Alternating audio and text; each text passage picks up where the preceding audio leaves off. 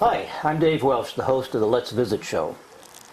Today I have with us Cliff Wentworth, a well-respected gentleman around the town of Ipswich, and we're at Art's Garage. You're a liar. Yes, I am a liar. That's good.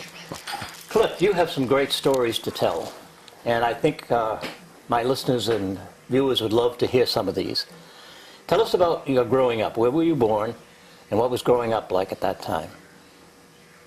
I was born in Danvers. Nothing was going on. That was during the Depression. I see. Did your family suffer because of the Depression? Did you know you were poor? No, I don't think anybody was poor then. We didn't know what it was. You had a relative, a grandmother, an aunt that was a Native American? My great-grandmother was I don't know, some kind of an Indian. She was born in the woods over in Boxford. They had an Indian camp over there. That was, I don't know, early 1800s, I guess. Mm-hmm. Now, who was the relative that you had that loved her medicine? Used to have you go get her medicine all the time? That was her. That was her? Yeah. Tell us about that medicine, though. Well, of course, I was a kid, and we used to go visit her, and she had a bottle on the table, and she'd be talking, and then all of a sudden she'd, my miseries. Oh. And she'd reach over and she'd pour a little medicine out, and when I learned to read and write, I could read the bottle. It was Gilby's gin. So she was probably a drunken Indian, I don't know. Could have been. Yeah. Could have been. Okay, now when you were, how old you went into the Navy? Tell us about that. 17th birthday. 17. And where were you stationed? Well, I was always on a ship. Okay. All the time I was in. I was on 4 ships. You went to China. A long time in China. All right. Tell us about the China experience. Well, you know, I always tell people if you're in Shanghai, which is supposedly a modern city, and you go 10 miles out, you went back 1,000 years. Really? Oh. That's how they have no middle class. You're either filthy rich or you're poor. So we used to walk the streets there in Shanghai on Nanking Road, and all beautiful restaurants, and you'd look in the gutter and there'd be 2 or 3 people dead from starvation, and that was the way it was over there. Were you on a riverboat or a big boat, a ship at that I time? was on a destroyer. Okay. And how do you think they treated Americans? Did they treat you well, or?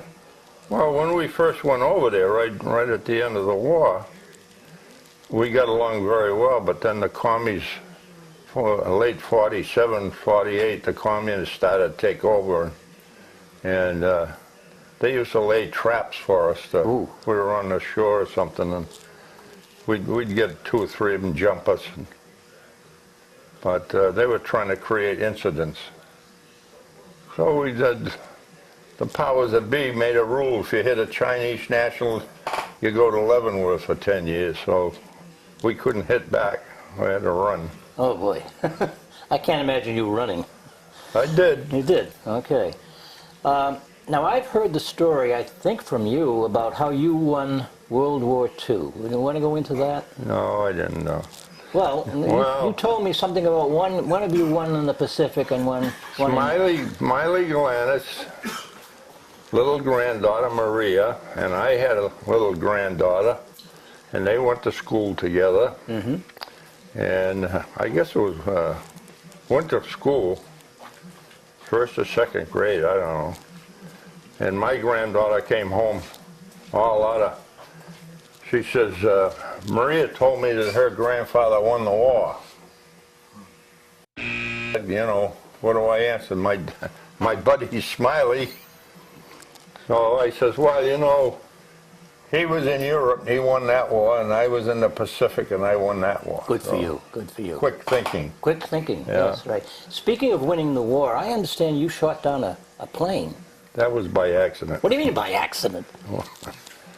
Well, it was a tow plane, and they were towing a target. Japanese plane? No, it was an American plane. You shot down an American I shot down an American plane, but I didn't get blamed for it. They blamed the ship behind us. So. Well, how did that happen? I mean, were you aiming for that plane, or did someone hit you? No. What?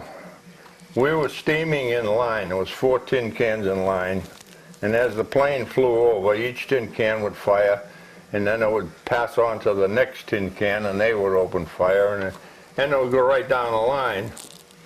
And we opened fire. We were the first in line. We opened fire on the, or my turret did, and as it passed down the line to the second ship, when we were firing our last round, and my job was pointer on the turret. Well, you must have been a very good pointer. I have a horizontal sight, horizontal line, and the trainer on the turret has a vertical, so he trains his vertical line on the target, and I elevate and depress the guns until I have them in the crosshairs, and then I fire the gun. Well, we were all lined up, and he sneezed. And it moved the turret. Well, probably only moved the turret about an inch, but that was enough. When I fired, I blew the tail off the airplane. They all land safely? But they were right at the point where the second ship was going to take over, and they fired. And they got blamed for hitting it. I didn't. That was fortunate. But they survived anyway. They survived. All right, that's good. All right, the only man who got a medal for shooting down one of his own planes. I didn't get a medal for that one. I didn't get a medal. Bronze banana, they call it. Bronze banana, okay. There was another story that you told about the Admiral's wife.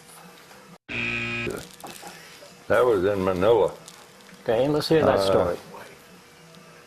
That was independent, the day America gave independence to the Philippines. Mm-hmm. And there was about 200 ships in there. Well, the big ships, the carriers and the battle wagons and all that, they had to stay in the outer harbor. But the tin cans, we could go in the inner harbor. But if you were running a boat like I was that day, you had to make all ships. So sometimes you were in the inner harbor, sometimes you're in the outer harbor. So I went into the officers' landing, and there was a group there, and one of them was a lady, and kind of dressed revealingly. She wanted to go out to the carrier. So I took her out to the carrier. She had a few drinks in her, I guess. But when you get in the outer harbor, you got a lot of swells coming in, and they wash over the ladder. And of course, the carrier, the ladder was probably 60 feet high. So you have to kind of time yourself. You stand on the gunwale of the boat and wait till the wave goes by, and then you jump on the platform and run like hell up the ladder. And I tried to tell her what to do, but she had a few drinks in her.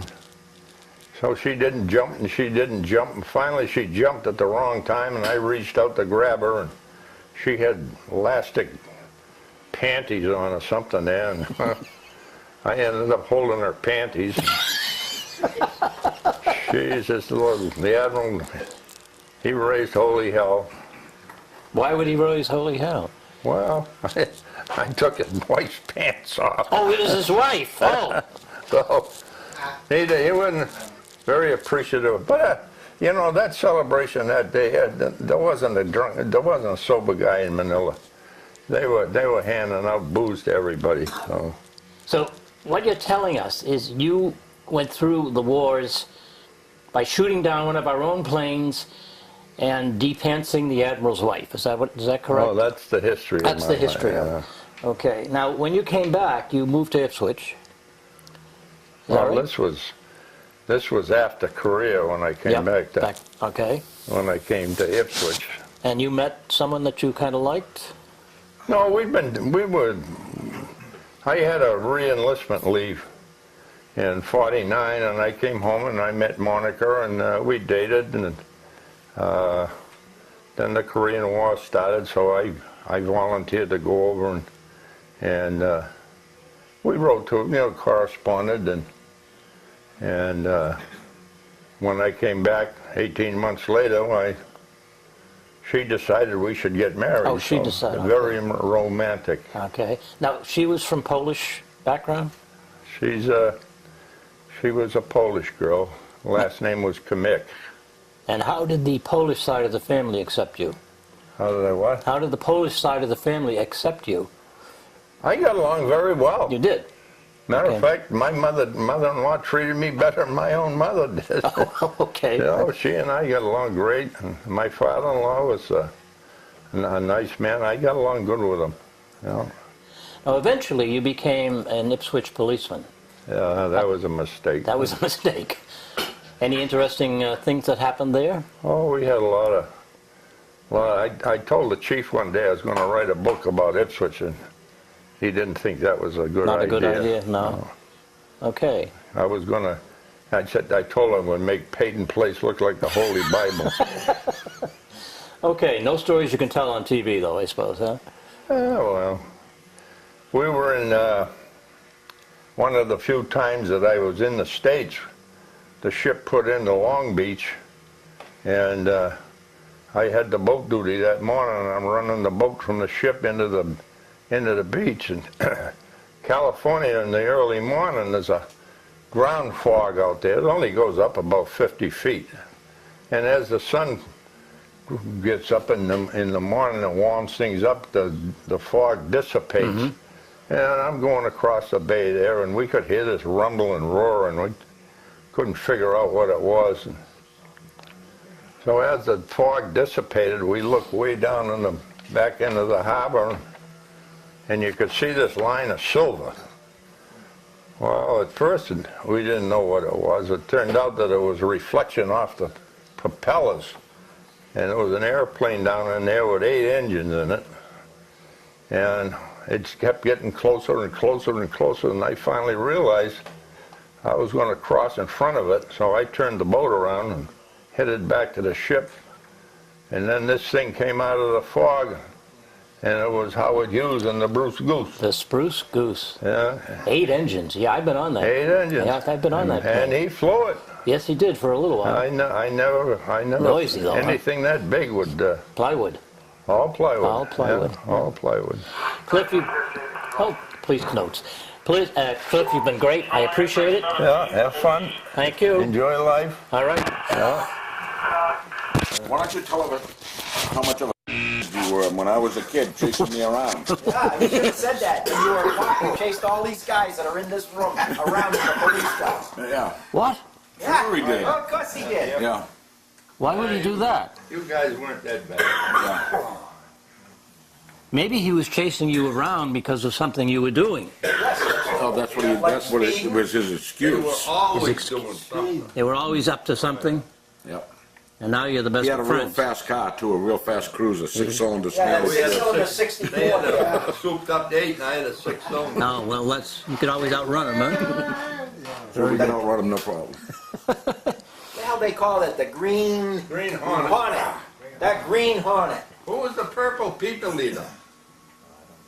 Had the purple Mercury. Oh, that was, you know, that guy turned out to be the head of the Hells Angels. Oh, yeah? Yeah, Homer. Yeah. Purple people leader.